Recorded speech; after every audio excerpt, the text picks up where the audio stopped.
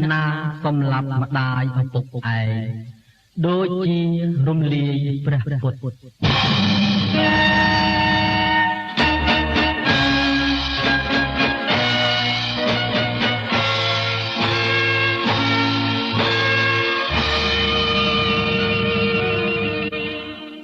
ជនណាសំឡាប់មេដាបៃតាទទួលទោសាដែលមានឈ្មោះថាអនន្តរិយកម្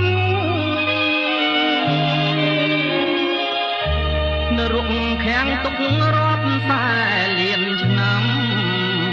ទទួលខ្ទង់ឈាមពងច្រំខំពំទុកជាអា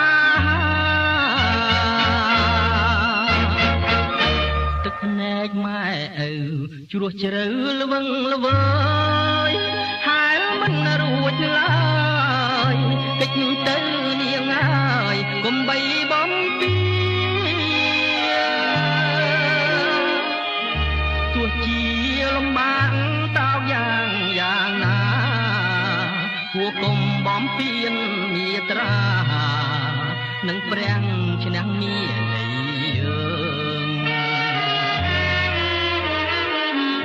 ព្រះពុទ្ធគឺជាមេដាបៃតាគួរតែគោរពបូជារក្សាឲ្យបានរុងរឿងជាត្រៃសារណង្ឃសម្រាប់ខ្លួនយើងត្រូវតែអ្នកលើកដំកើងជាគ្រឿងចម្លងជីវិតទុកសោកចង់រៃគ្រោះភ័យអាសន្នមានតែព្រះគុណទុកជាទម្ងន់នៃព្រះបបិទ្ធ